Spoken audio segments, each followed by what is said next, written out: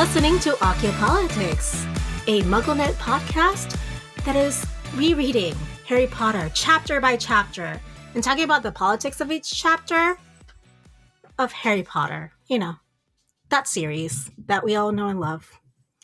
I am Adri, one of your hosts, a recovering English major and person still thinking, hey, Texas, it's fall. I don't know if you got the memo yet, but we can't be having 90-degree days anymore. My reaction to what you said earlier is Harry Potter who? Never heard of him. Don't know her. Never heard of her. Yep. I'm Helene, your co-host, producer, and resident adult human, I think. Possibly adult. Just trying to figure out her dang life. Just, lots of things going on. I mean, you're an adult because I say so, because we say so. There's Really? no such thing as adulthood. It is a construct. 28 as adult now? Dang it. But I am a child. I want to be a child forever. Well, we could retain some of that childlike quality to ourselves, because if not, life is not so great. I like the freedom of being able to, spend $50 on Halloween candy of my own money, but I don't like to have to then turn around and spend another $50 on bills that just allow me to live my life. Yeah, that I was not prepared for, I will say. I was not prepared for the, freedom and responsibility that came with adulthood. Yeah. Yep. I mean, they're charging me to, maintain a livable temperature in my apartment? Really? Crazy. Basic human need. Anyway, we're not here to talk about being an adult. What? We're not? Fine. Okay, so we're going to be talking about Chapter 11, Hermione's helping hand, not handy, like last week's document said for some reason, of Harry Potter and the Half-Blood Prince. Yeah, that was super weird. That was just a mystery that is still unsolved. Yeah, I kind of want to be like, Seth, did you hack into my computer? Oh gosh. Well, this is the one where Harry holds tryouts for the Gryffindor Quidditch team as the captain for the first time ever. And the trio finally go to visit Hagrid to try and make things right with him after not signing up for his Care of Magical Creatures class this year. He wasn't too Talk happy about that. awkward. Yeah, wasn't too happy about that. Lavender flirts with Ron a bit more, much to Hermione's dismay. And Slughorn invites Harry and Hermione to a party, but not Ron, much to Ron's dismay. This honestly sounds like an episode of The Housewives. Not only because I have just finished watching an episode of The Housewives, but also it was all like, so-and-so did not get invited. So-and-so got snubbed.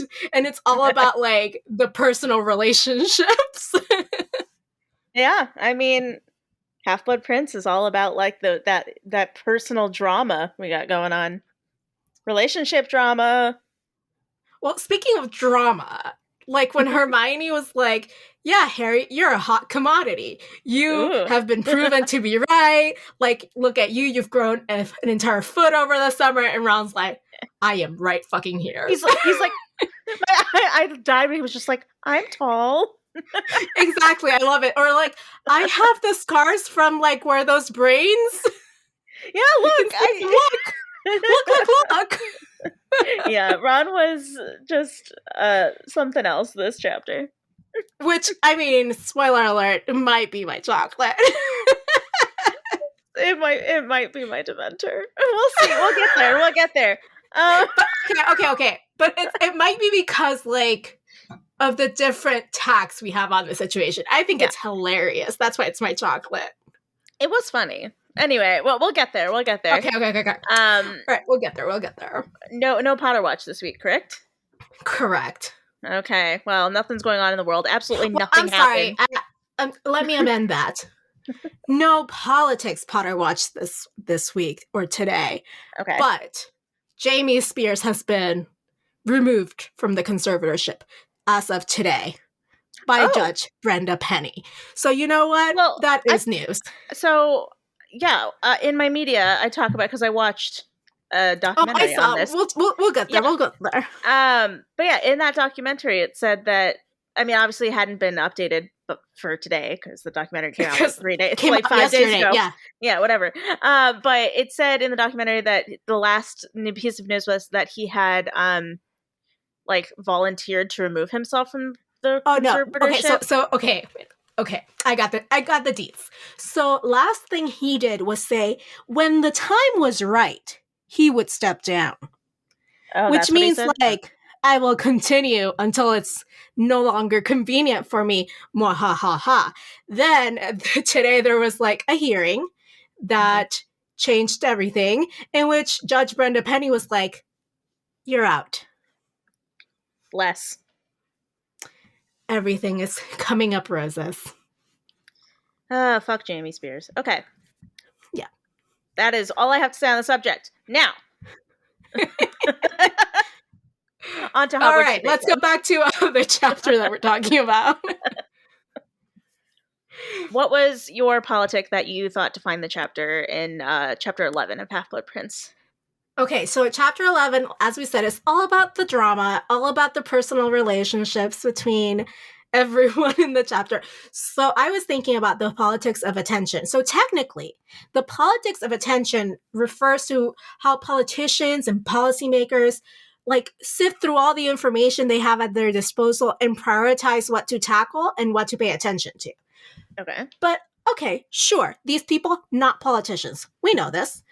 But in this chapter, I'm thinking a bit about this in the more mundane way, right? Dumbledore has been prioritizing order stuff over Hogwarts stuff, clearly, because he's almost never there. Slughorn prioritizes parties, because why wouldn't he? Snape prioritizes detention with Harry over, Slughorn's parties. Hermione prioritizes Ron's feelings over her ethics. Ron, as per usual, prioritizes himself. The trio prioritize their safety rather than Hagrid's feelings when they reject care of magical creatures. And Harry tries to prioritize Ron's feelings by letting keepers go last, but his intentions backfire. Okay, first of all, first thought is basically, so this is like the politics of priority, honestly. Attention works. No. So the politics of attention is what you prioritize or what you pay attention to. So when I say prioritizes, it's what they pay attention to. Okay, that makes sense. My second thought, are we seeing a pattern? Look at what you wrote for the trio. Hermione prioritizes Ron. Ron prioritizes Ron. Harry prioritizes Ron. Of course. I mean, I never said he was perfect. I just find him like hilarious. This is why it's my Dementor, because why does every fucking thing have to be about Ronald Bilious Weasley? It's not all about you, bro. This sounds very much Marsha of you. Is that a Brady Bunch reference? Yes. Oh, okay. Marsha. That's all. Those were my two reactions. Too. All right. Well, how about yours? Since you're so fired up. Mine is. I mean, mine's kind of similar to yours, actually. Mine is the politics of preferential treatment. Mm-hmm. So giving preferential. See, I have to be able to say the word. That's going to be the problem because it's a hard word to say. Giving preferential treatment or having a preferential attitude shows that you're partial to one person or group of people. And if you act in a preferential way, it gives the person you prefer an advantage over everyone else. So that's the definition of preferential treatment. So in the chapter, I kind of saw it as like, Harry wants to give preferential treatment to Katie and Ron. Kind of like you said, Harry prioritizes Ron. By letting them on the Quidditch team without even trying out. He wants to like do that, but Katie points out that it's not fair. So don't do that. So he doesn't. And then Hermione gives Ron preferential treatment by cheating to help him get on the team and confound McLaggen. And then Slughorn is showing preferential treatment to Harry and Hermione by inviting them to his party and ignoring Ron completely. Well, that's the one person who doesn't make it all about Ron, huh? Yeah. Maybe I have found a reason to love Slughorn after all. Because he does give preferential treatment to Ginny, but not Ron. I knew Slughorn and you were gonna find like some equal footing on this. He's got his priorities straight. And then, so on the other hand, I'm like showing that Snape is not giving Harry preferential treatment in this chapter because he doesn't allow him to miss the detention for Slughorn's party. And then, which, I honestly am Team Snape on this. Yeah, I mean, sure. Yeah, Harry needs to. He shouldn't have given Harry detention in the first place because it's ridiculous. But he did, and Harry should probably, do a detention instead of go to a party. That's fair. Whatever. I mean, one thing is going to like Dumbledore's like office for a lesson or whatever, which fair, yes. But a party, no. Yeah. And then finally, that Lavender. does not mean I agree with Snape's detention. No, totally not. But then the final thing I noticed was that Lavender, shows that she is partial to Ron, or giving him preferential treatment over all the other boys that she could possibly be interested in. Because all the boys she's ever loved before. Yes, exactly. So, I mean, if going through my examples are very similar to your examples. So I would say that preferential treatment and attention are and also in the same vein. The other thing that I really thought about when talking about the politics of attention is McLaggen definitely wants Harry's attention, and it kind of expects it because Slughorn has also given McLaggen attention, so he's like, oh, I am not of this ilk, therefore you must pay attention to me. And Harry's like, no bro, no, this is not what we're doing here. And Lavender is very much into paying attention to Ron so he can pay attention to her. And Ron is like, Hermione, pay attention to me. Look at me. And Hermione's like, oh, I'm talking about Harry right now. Not you. Calm down. Right. Yeah. So we'll see. But Helene, tell me about that quoter moment where you were like, preferential treatment 1,000%. Yeah, this one, I had up all those examples, and the one that really, really stood out to me above all for this particular politic was the moment when Hermione confounds McLaggen to help Ron get on the Quidditch team, because it's so out of character for Hermione. She wouldn't even do that for herself, dude. No, yeah, she's so against cheating. She's like, there's a whole scene about the Half-Blood Prince book and how she's upset about it still. Right. She's all about achieving things with your own merits, and if you aren't good enough then you shouldn't get it and stuff like that. And so the fact that she would 1,000% never ever do that for anyone else, even herself, as you mentioned, really stood out to me, because that's really showing her preferential treatment or her preference towards Ron and making sure that he gets what he wants because she has feelings for him. Spoiler alert. What? I know. Wow. Never saw that coming. It's crazy. It's crazy. What love about really you? Does make you insane. It really, love really makes you do the crazy.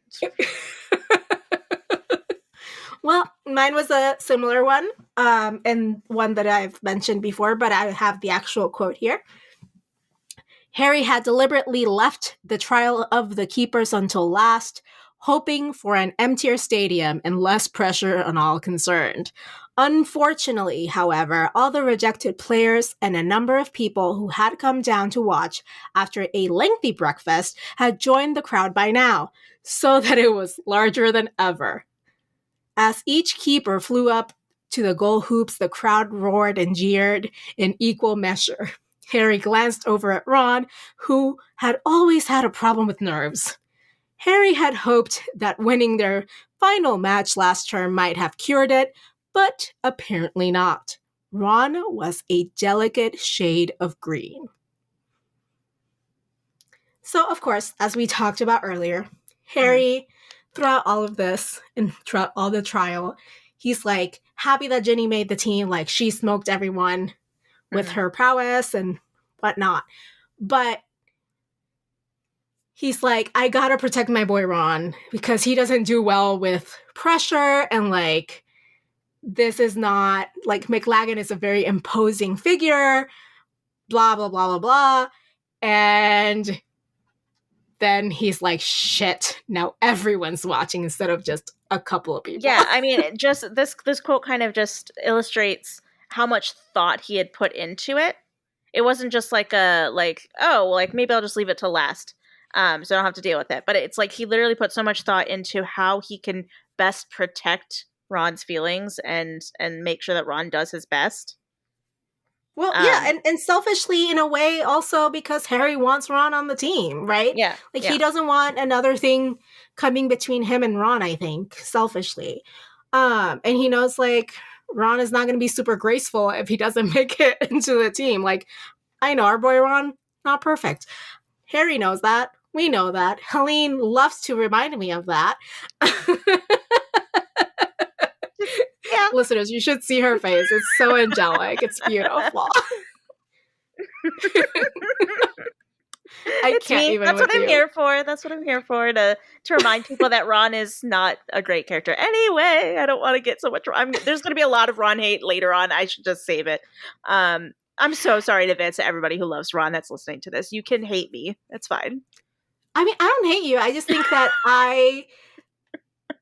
I can love someone and still see their flaws and still recognize, you know what, not the best character, but I just find them delightful, and that's what it is.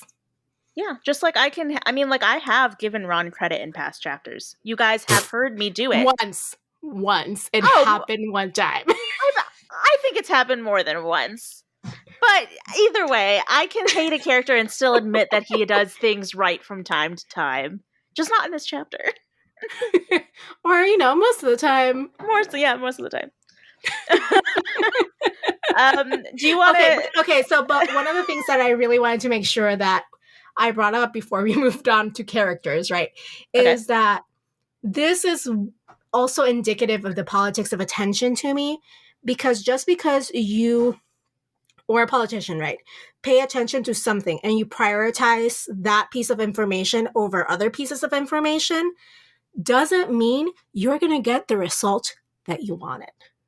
So we see a lot of policies that start off with like good intentions and then they backfire on the priority or the community or whatever the politician was trying to do.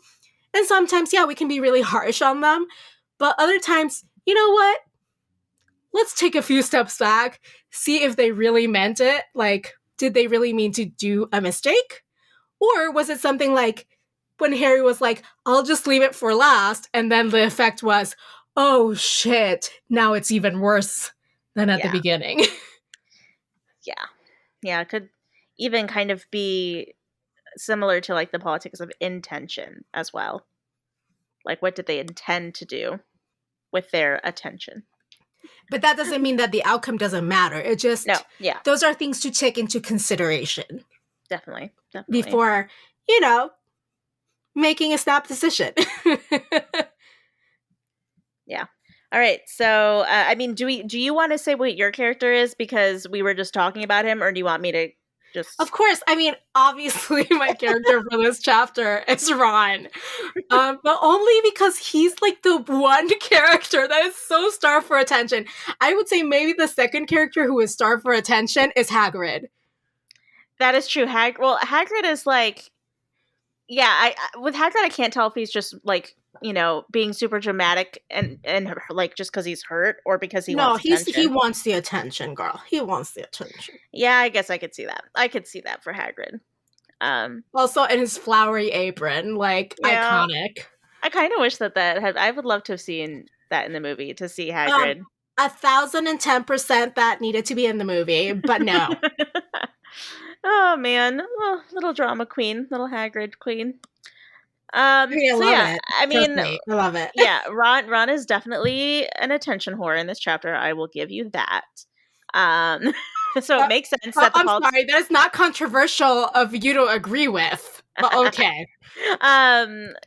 Especially so that your politic of attention, it makes sense that Ron would be your character. But For me, for the politics of preferential treatment, I went with Harry for my character because he's kind of like in the center of a lot of the examples I gave. So like he's struggling with wanting to give preferential treatment with the Quidditch team tryouts, but not doing so in the name of fairness, and then also struggling with being given preferential treatment over one of his best friends and having to deal with that.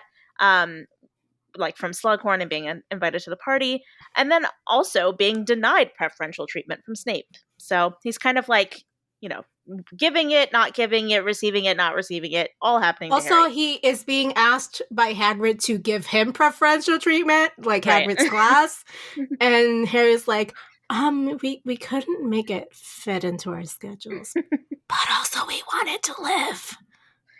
Yeah. Yep. I mean, seems like you have something out for Hagrid this chapter, but okay.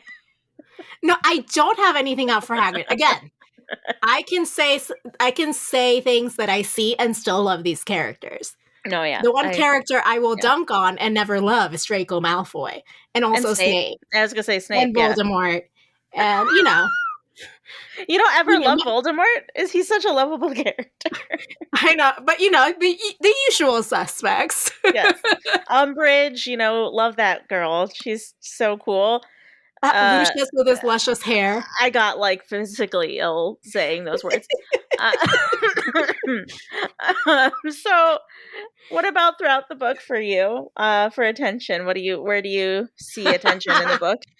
Well, this is probably not going to be something that you love because I'm not going to talk about Ron. I'm going to talk about Harry. Like how he yearns for Dumbledore's attention now more than ever throughout this book. Really? He yearns for it more now than he did in Order of the Phoenix when he couldn't get it? Well, in Order of the Phoenix is more of an angst to me.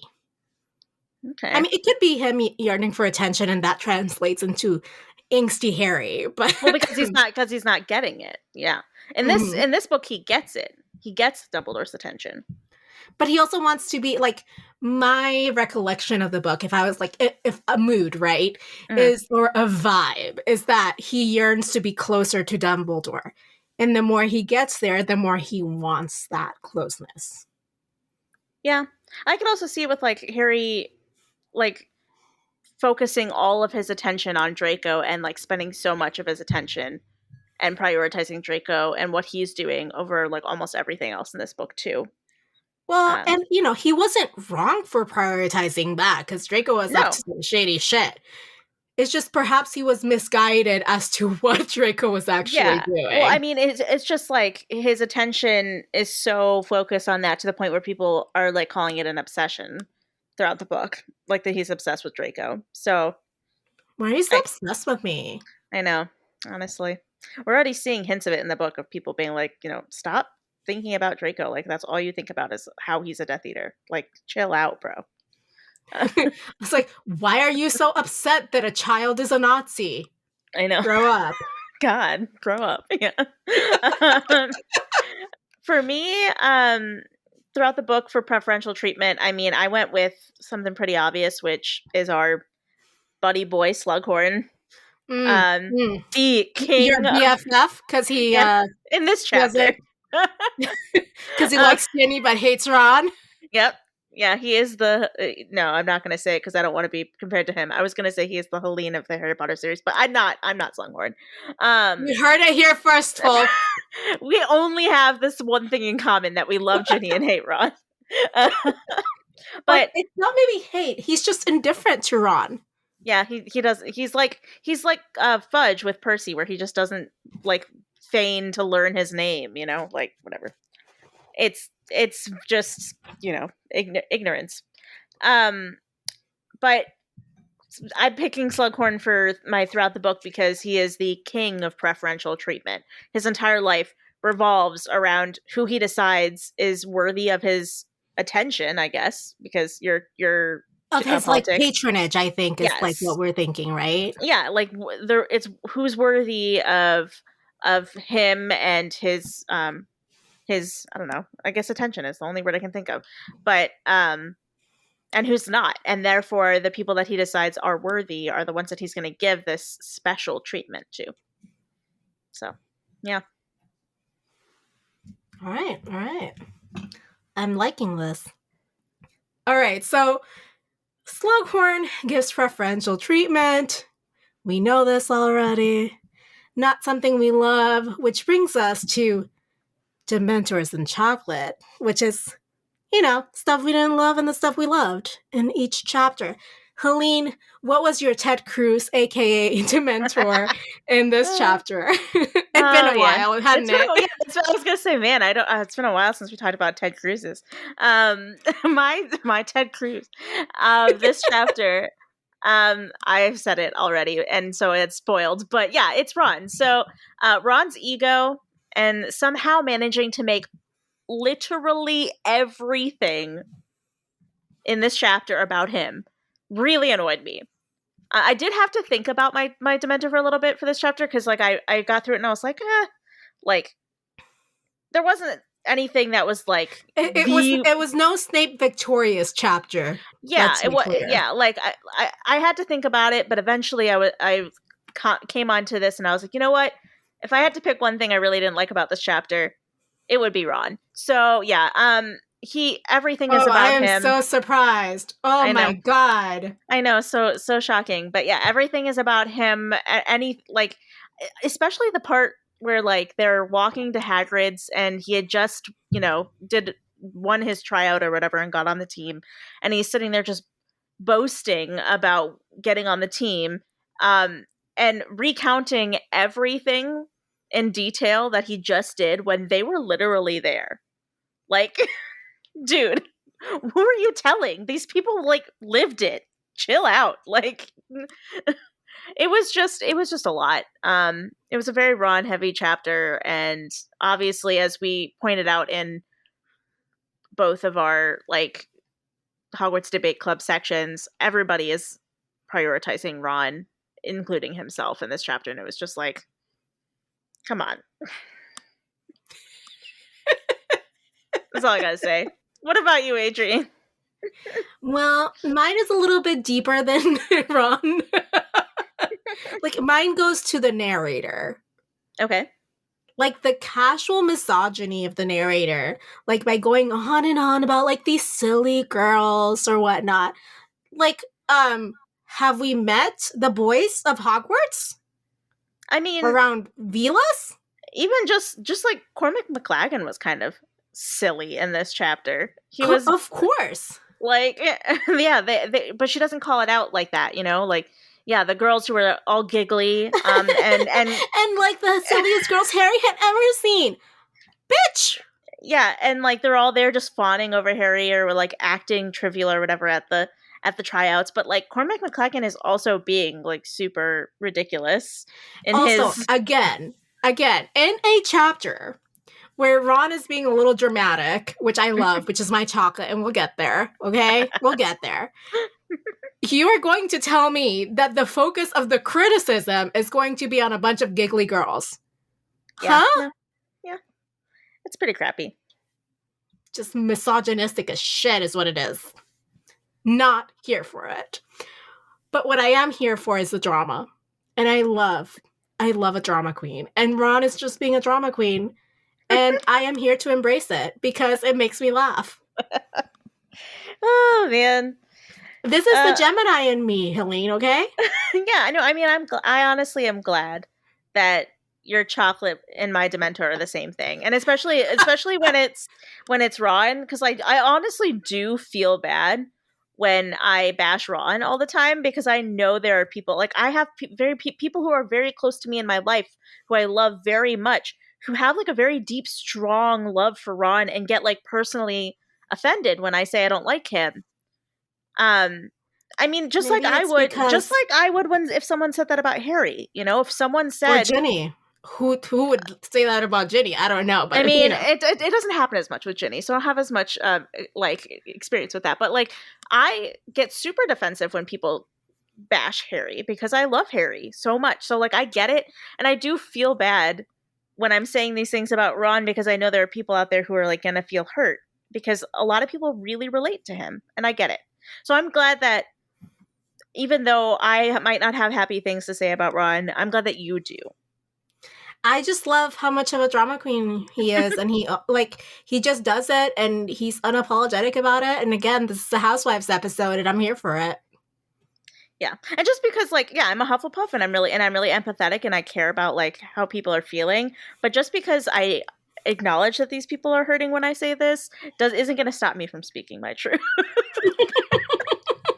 I understand that I hurt people when I say that I don't like Ron, but I don't, and I'm still gonna say it. But it would be hurtful for you to not speak your truth, is what you're saying. Yes, I don't like it.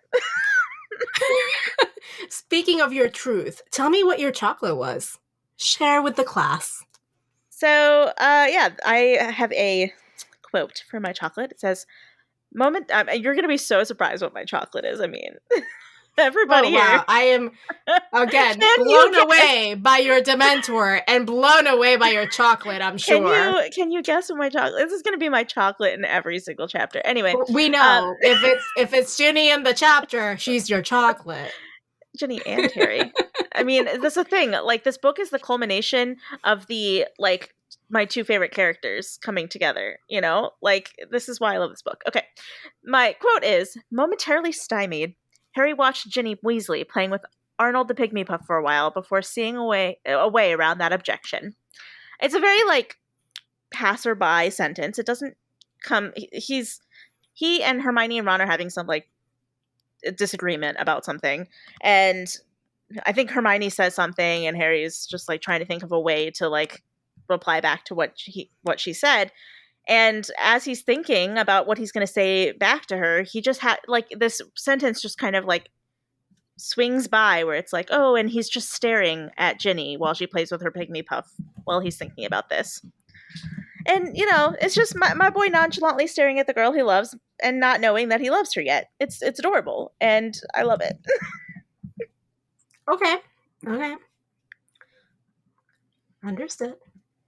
Yep. Of course, Harry, it's going to be your chocolate. Harry and Ginny forever, guys. Love them. I can see that. All right. Something else that we love is our patrons, and we want to thank our patrons for keeping us going. If you would also like to help keep this podcast go, you can hop on over to patreon.com/Occhiopolitics for more of our hot takes and Harry/Ginny ships, and also to listen of more of Helene donking on Ron and me defending Ron. It's like our usual thing, but also with more stuff. Definitely more stuff, yes. For $2 a month, you'll get access to bonus content for every episode. You'll get, to hear us argue about Ron some more, probably. And then for $5 and $10 a month tiers, you're going to get actually physical rewards every 3 months. So, maybe, for example, 1 month you might get a picture that says Helene, or a sticker that says Helene hates Ron, and another sticker that says Adri loves Ron, and there you go. Team Ron, team not Ron. Team Ron, no, Team Ron and Team Right. No. But thank you for making me laugh. Well, as we talked about earlier, as you mentioned, patrons get exclusive content, and it may or may not be us discussing Ron and all the other arguments we have as per usual. But today we are going to be talking about Rita Skeeter, and what if she or her character was gender swapped? What would those implications be? We haven't done one in a while. That's right, listeners. Girl Who Lived is back. It's making a comeback. It's back. Very exciting. I'm excited. Well, speaking of exciting things, last week we asked our listeners a question, and we've been getting so many responses. Helene, many. I am just so intensely happy about the responses we've been getting recently. Oh, I am so looking forward to hearing all these responses, and sharing them with everyone who listens. The question was, what seems to be more respected in the wizarding world? Wealth or wizarding ancestry?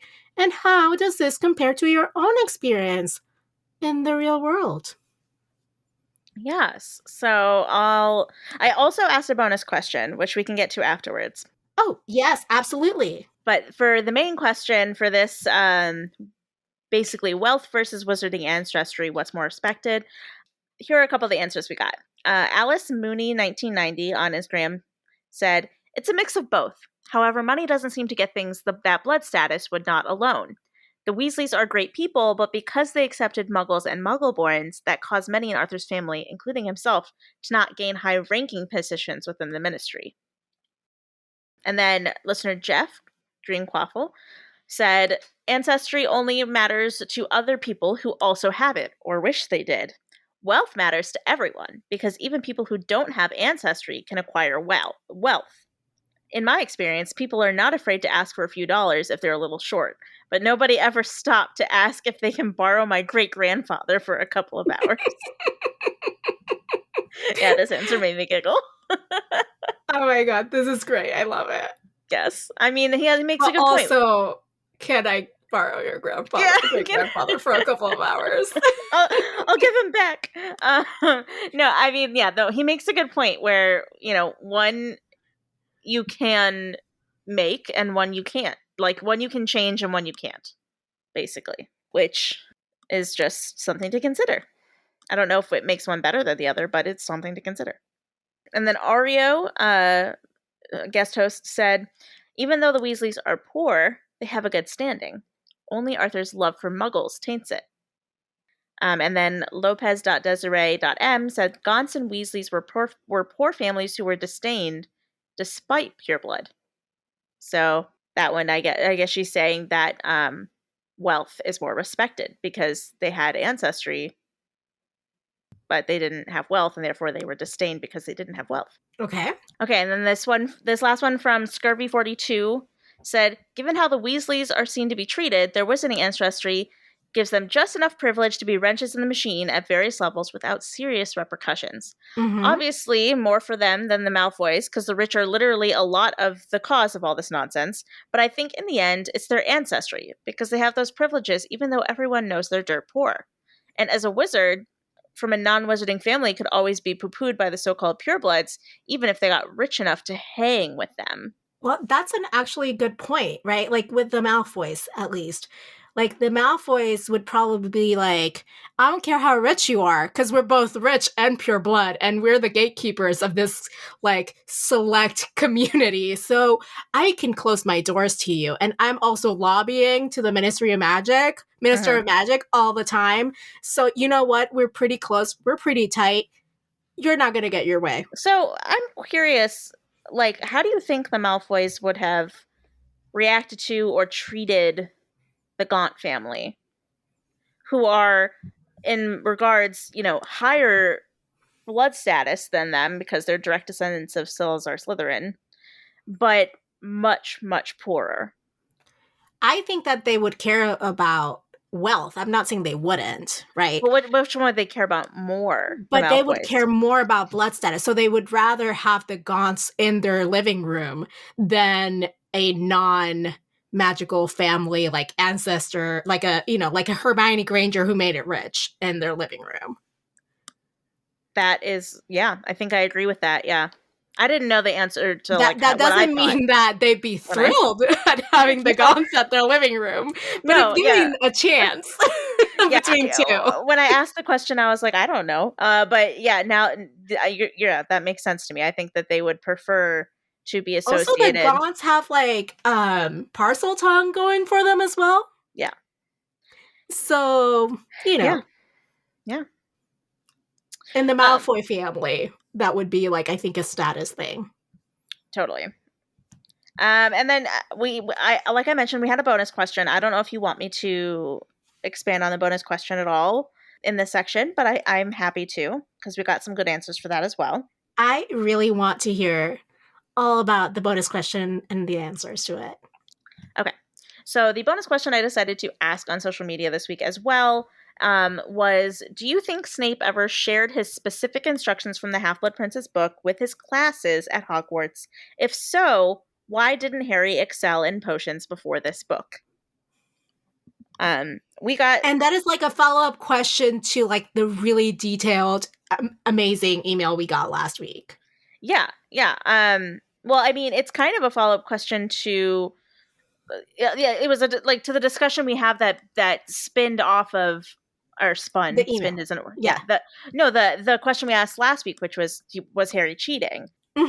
Because it kind of we talked about whether or not we kind of at first said we didn't think that Snape ever shared his actual instructions with the class, but yeah, I mean there's a good question to be asked there. So I'll read a couple of the answers we had for that too, because our listeners are so smart and thoughtful, and I want to share their insights with all of you. So Lopez.Desiree.M, who also answered the other question, they said, having the knowledge isn't enough to be a good teacher. You have to understand people's learning styles, for one. And also, if you're under stress, your brain will go into flight, fight, freeze response. The intimidated student will learn fear, not whatever you're imparting. Poor Neville. So, I gotta say, I agree. Yeah. Let's see. Jeff also responded to this question saying, nah, if any of his kids proved to be as smart as him, he'd feel less special. So he doesn't think that he shared his instructions with the class because he didn't want to feel less special.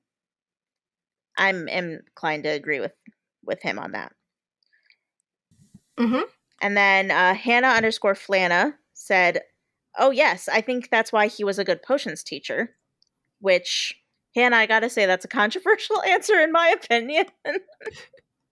That, I mean, I'm blown away. Maybe a good potions teacher to the Slytherins or the people he gave preferential treatment to. I mean, maybe not the people he actively terrorized. Yeah, I think that I wouldn't say he was a good teacher. I would say he's good at potions, but he's a master potion maker. Yeah, I don't think he was ever a good teacher in any regard, honestly. But Hannah, if that's what you believe, more power to you. Listener and patron Lucy said, no way, he seems like the type of teacher who enjoys knowing more than his students and not sharing that knowledge with them in a sort of weird power play. See, I'm with Lucy on this one. That was like always my first gut instinct. I am not saying that it's not possible that he wouldn't share everything and then the environment made it so that no one could succeed. But like my gut instinct about Snape is that he enjoys knowing more than the students. Yeah. Well, the last one I'm going to share is from someone on Twitter. It's @_Lori_Kim_. They wrote a book called Snape, A Definitive Reading, which is, I personally haven't read it, but I've heard rave reviews from lots of people in the fandom that it's a great like resource on Snape as a character, kind of like a deep dive resource into Snape. And so Lori is I'm assuming a large Snape fan to have written an entire book on Snape. And they responded to this question with the following. So they said, I think he included them every time he put the instructions on the board, and that he was not temperamentally suited to teach his own specific gifted level approach to potions to a general class. And so I responded to her tweet asking, so do you believe that Harry only excelled when following the Half-Blood Prince's instructions because Slughorn's class environment was more conducive to actual learning? Because Harry can obviously follow instructions, so why not when they were written on the board in Snape's class? And they replied with, partly the other students in Slughorn's class didn't have the benefit of Snape's improved instructions, and partly Harry's personality makes him more interested in secret shortcuts. But mostly it's hard to learn with a teacher who has picked on you from day one. There's nothing wrong with Snape's actual instructions. For example, Harry should have learned what a Bezoar was years ago, but Harry can only learn from them without interference from the actual living Snape stressing him out. Aside from Snape projecting his guilt onto Harry and picking fights with him from day one, if you look at his disbelief when students can't, quote-unquote, just follow instructions or have an intuitive feel for potions, he has his own way of learning and doesn't understand other ways. Okay. So it was just that was interesting. A really thoughtful answer. Yeah, it was very interesting to hear. Every answer was super thoughtful, and I'm just like blown away every week. I was just really happy to hear from Lori because it's really interesting to hear a perspective of someone who like genuinely loves Snape and has like that different perspective going into the question. Because I think in general, We don't want an echo chamber, guys. Yeah, no, in general, like both of us have a dislike for Snape. I think I wouldn't, I don't know if I'd say a majority of the fandom, but a good portion of the fandom do not enjoy Snape as a character. So when approaching this subject, you're going to hear a lot of people saying things with it in mind that they don't like Snape. And so it's really interesting to hear a perspective on this question from someone who does like Snape. So thank you for sharing. All right, so for this week, because I mean, a lot has happened in the Housewives chapter, as I'm going to call it from now on. The Housewives chapter. But it's all about like the relationships between each other. So we know that Hermione cheated to help Ron to get into the Quidditch team. Our question is, in a similar situation, would you, dear listener, cheat to help one of your friends get something they wanted? I think that there's going to be, a good span of answers, like both yes and no. I can't wait. Yeah. I love these questions. I love hearing people's answers, so I'm very excited. I'm usually sometimes I'm like, of course they're gonna say X, and then I'm and then they surprised. You. Yeah, they surprise you. It's pretty great. All right. Speaking of surprises, I think we're done for the day. But before we are truly, truly done, it's time to talk about the media we've been consuming. Wow, our media is the same. Yeah. Yes. Because we are dialed in to the pulse of pop culture. Yes. So, I mean, okay, so you have two, and I only have one, because I didn't watch the other one. But highly recommend the other one. I plan to. I just haven't had time yet. It is on my list. The theme of this week's media we've been consuming segment is, you guessed Britney, it, bitch. It's Britney, bitch. Yeah, exactly. I love it. So yeah, two new, maybe even more than two, but I only know of two new Britney Spears. In the recent week and a half, only two new documentaries have emerged. Okay, so I was right. Two new documentaries have released regarding Britney Spears and her conservatorship. As we have talked about it on this podcast before, it is something that we both care about. I am not, like, I wasn't even a big Britney fan. Like, I back when she was in her prime. Helene, we know you are much younger than me. It was not in your. That's not what I'm trying to say. We know. I was alive. I was alive and aware that Britney was a thing. You were barely a sentient being in 1998. We know. I liked, One More Time. I liked Lucky, like all those things. Toxic, these are all iconic songs. But like, exactly, she's a very talented artist. I just wasn't like in the hype, Like I knew who she was, and there was a couple songs I liked, but for some reason now, with all this going down, like, I'm so interested, even though it's not something that like I wasn't a huge fan of hers like before. So that's just the point I was trying to make. But I only watched one of these two, and you watched both. So okay. So first, we've got Controlling Britney Spears. It is a New York Times documentary following their previous documentary, which was Framing Britney Spears. I think I saw that one on Hulu. Yeah, I think I watched the first one. Correct. Yeah, that was that was the one that kind of started all the documentaries, right? And that one is on Hulu. And then yesterday, as in the 28th of September, Britney versus Spears dropped on Netflix. Yeah, I watched that during my lunch break yesterday. Yeah, I kept like texting Seth, and I was like, "Are you done with work? Because I'm waiting for you. Like, we gotta watch Britney versus Spears. Like, what are you doing with your life?"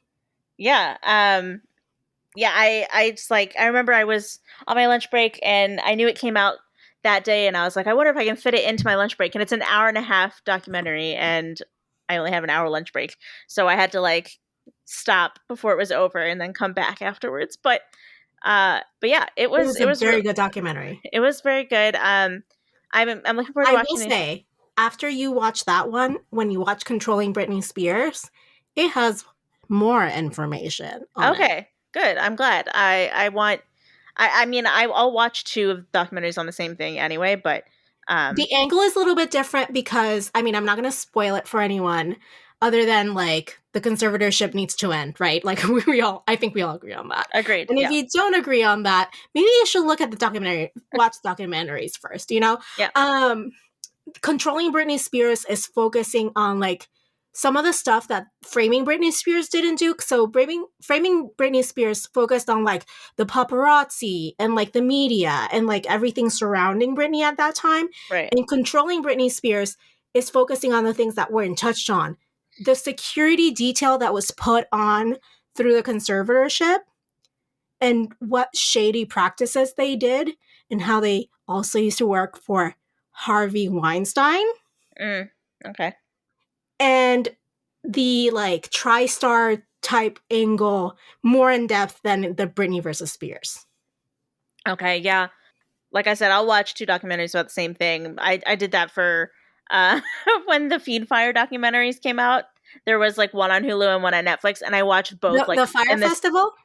Right, Fire Festival. Why did I say Feed Fire? I don't know. The fire thing. Yeah, when the Fire Festival happened, there was one on Netflix and one on Hulu, and they were basically the same. They had like very slightly different information, but I watched them both in like the same day. Anyway, that's what I would plan to do here. Out of all of this, let me say that her former assistant is my favorite human being on those documentaries. Okay, which one again? She's like the really sweet lady. Oh, her. Yeah. Okay. She's my favorite person. She's pretty great. I will say, since I only watched the Britney versus Spears, the part at the very end, with spoiler alert if you really don't, I mean, it's a documentary. These are all things that actually happen. Anyway, the part at the very end. The things that actually were reported in the news. Yes. But the very end where they play her recording of what she said in her court hearing, I was like sobbing during that. Like it gave me chills. I was so emotional hearing her plea at the end of that, and it was so good. It was really good. They did well. Yeah. So Britney Spears, guys. Check it out. Well, that's it for today's episode. Join us next week to talk about Chapter 12 of Harry Potter and the Half-Blood Prince. This one is titled Silver and Opals. Yes, I will not be here for this chapter, but I have a very great guest host lined up to join Adri next week. So be excited. You will be missed, but I will talk anyone's ear off. Yes, I will be in New York City for Comic-Con. Also, can't wait to see all the pictures. I need text updates from Comic-Con. Like, I need it all.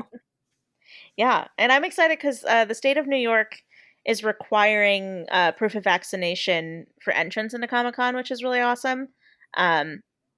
So, I mean, I'm going to feel even more safe because of that. So thank you, New York State, for requiring that. Just gotta say. Gorgeous. Love to see it. Obsessed. Well, if you've enjoyed this conversation, please take a second to give us a 5-star rating on Apple Podcasts or, Podbean or Spotify or wherever you happen to be listening to our voices in your ears at this moment in time. As I say every week, because I won't shut up about it, giving us 5-star ratings help new listeners find the podcast, help us find new listeners, helps make the world go around, help I need somebody, help not just anybody, help. Anyway, that was the Beatles. I know. But yeah, please do it because we love you. Please love us back. That's all we want. Until then, politics managed.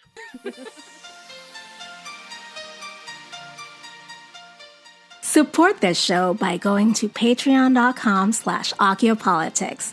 Our patrons keep this show going. You can find us online at occhiopolitics.com And we are at Occupolitics on Twitter, Facebook, and Instagram. You can email us your thoughts at info@occupolitics.com. Leave us a voicemail at 915-996-1699, and you might just hear yourself on the podcast. Adriana Wilson is the founder and creative director of the podcast.